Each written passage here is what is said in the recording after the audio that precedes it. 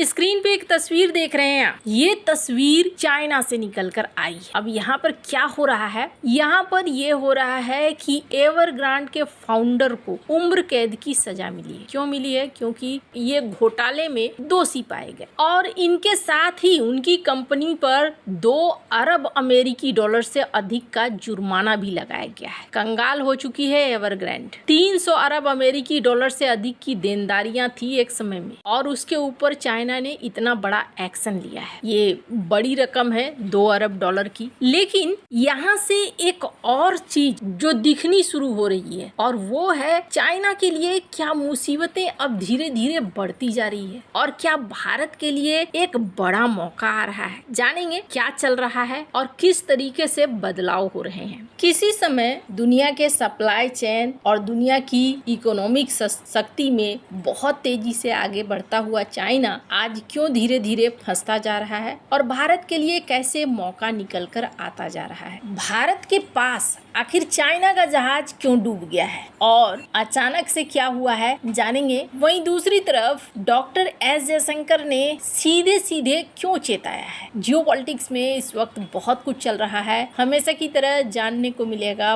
बहुत कुछ। आइए जानते हैं इन खबरों को विस्तार से। 23 अगस्त की रात ओडिशा के पारादीप बंदरगाह से करीब 240 नॉटिकल मील दूर बंगाल की खाड़ी में एक बहुत बड़ा विशाल मालवाहक जहाज ओशन विनर डूबने लगता है। जहाज पर 24 लोग सवार हैं, जिनमें 20 चीनी नागरिक, 3 म्यांमार के और 1 बांग्लादेशी शामिल है। जहाज सिंगापुर की तरफ लोहे का कच्चा माल लेकर जा रहा था, तभी अचानक संपर्क टूट जाता है। भारत की समुद्री बचाव समन्वय एजेंसी तुरंत हरकत में आती है। भारतीय कोस्ट गार्ड के जहाज वरद, अनमोल, विजित तीनों मौके पर पहुंचते हैं। साथ में नौसेना के संसाधन भी जुटाए जाते हैं और एक व्यापारिक जहाज पहले ही 2 लोगों को बचा चुका होता है और बाकी 22 की तलाश जारी रहती है। अब जरा सोचिए, जिस देश के साथ भारत की सीमा पर वर्षों से तनातनी चली आ रही है, जिसे भारत का पूर्व थल सेना अध्यक्ष खुले तौर पर प्रतिद्वंदी कहता है, उसी देश के 20 नागरिकों की जान बचाने के लिए भारत अपने तटरक्षक बल और नौसेना को पूरी ताकत से मैदान में उतार देता है। क्यों?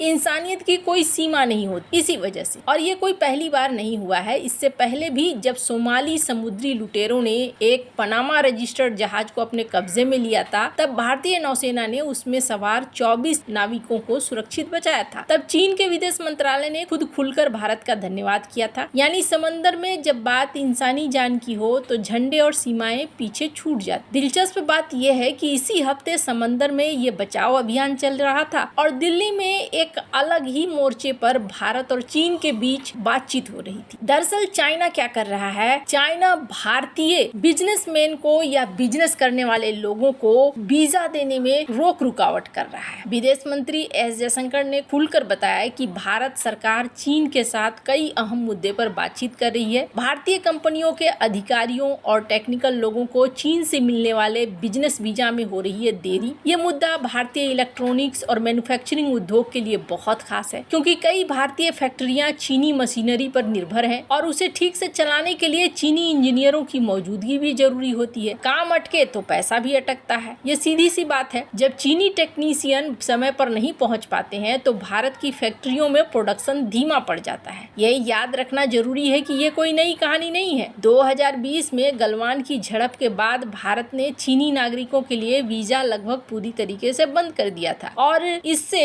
दोनों ही देशों पर असर पड़ा। भारत के अपने उद्योग पर भी असर पड़ा, भारत के इलेक्ट्रॉनिक सेक्टर पर भी असर पड़ा और चाइना के अंदर भी पड़ा। लेकिन अब धीरे धीरे पिघलाव शुरू हो गया है। पिछले साल दिसंबर में भारत ने विदेशी टेक्नीशियंस के लिए, जिनमें चीनी पेशेवर भी है, वीजा प्रक्रिया को आसान बनाया। अब मंजूरी 4 हफ्तों के भीतर मिलने लगी। लेकिन जयशंकर का ये ताजा बयान बताता है कि जमीन पर अब भी देरी की शिकायतें बनी हुई है। भारत इसे सुलझाने के लिए एक्टिव रूप से चाइना से बातचीत कर रहा है। अब सवाल उठता है, आखिर भारत चीन के साथ अपने पुराने मतभेदों के बावजूद ये नजदीक नजदीकी क्यों बढ़ा रहा है? इसका एक बड़ा जवाब छिपा है चीन की अपनी घरेलू आर्थिक हालत। हाल ही में कुछ आंकड़े आए हैं जिसमें पता चलता है कि चीन की इकोनॉमी लगातार सुस्त पड़ती जा रही है। दूसरी तिमाही में चीन का विकास दर घटकर 4.3% रह गया, 3 साल में सबसे धीमा है। जुलाई में खुदरा बिक्री की वृद्धि भी घटकर 0.6% रह गया। रियल एस्टेट में निवेश 19% तक गिर चुका है और अगस्त में यह गिरावट लगभग 13% तक पहुंच गई। फैक्ट्री प्रोडक्शन की रफ्तार भी लगातार धीमी हो रही है। अगस्त में औद्योगिक प्रोडक्शन की वृद्धि 2024 के बाद सबसे कमजोर पहुंच गया है। जब अपने घर में ही अनाज कम पड़ने लगे तो पड़ोसी के दरवाजे पर दस्तक देनी पड़ती है। चीन की ये इकोनॉमिक सुस्ती उसे नए बाजार और नए ग्राहकों की तलाश में एक्टिव बना रहा है। चीन की इस कमजोरी की जड़ में है उसका अपना घरेलू खपत बाजार जो लगातार कमजोर बना हुआ है। लोग खर्च नहीं कर रहे, प्रॉपर्टी बाजार वर्षों से संकट में है। बड़े बड़े रियल एस्टेट डेवलपर या तो दिवालिया हो चुके हैं या भारी कर्ज के बोझ में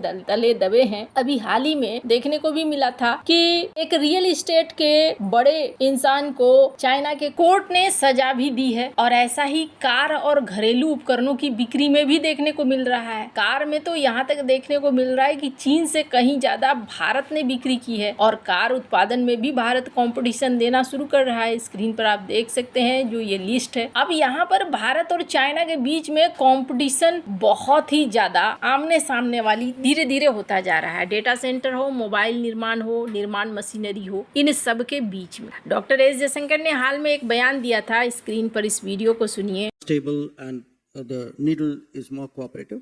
Obviously, I mean, we are both very big economies. In many ways, we are markets to each other. We are, part of a supply chain. They industrialize much faster and much bigger and much earlier, largely because many of the policies we advocate, you heard yesterday the production-linked punishment message that we missed, from, I would say, the 1960s for a good half century. The opportunity to industrialize, the opportunity to deepen manufacturing, to develop efficiency, that's a different story. But having said that, there is obviously economic interaction between us. Doctor S Jaishankar ने कहा कि एक मौका था जिस समय China ने मौके को पकड़ लिया और वो आगे बढ़ता चला गया और अब हम लोग भी कोशिश कर रहे हैं। यानी इकोनॉमिक तौर पर जो एक मौका था वो मौका भारत ने खोया, लेकिन अब भारत यहाँ तेजी से उस मौके को पकड़ने में लगा हुआ है। वहीं डॉक्टर एस जयशंकर ने एक और बात साफ की। उन्होंने कहा जहाँ तक बात है चाइना के साथ रिश्तों की, तो चाइना के साथ रिश्ते तभी उसी शर्त पर ठीक होंगे जब बॉर्डर में सब कुछ ठीक होगा। अगर बॉर्डर में समस्या रहेगी तो रिश्तों में भी समस्या बनी रहेगी। तो अभी फिलहाल के लिए ऐसा है कि भारत हर कदम को धीरे धीरे सोच समझकर चलता जा रहा है। वैसे आपको क्या लगता है, इन सब मामले में आपकी क्या राय है, कमेंट कर जरूर बताएं। जल्द मिलते हैं अगले वीडियो में नई खबर के साथ।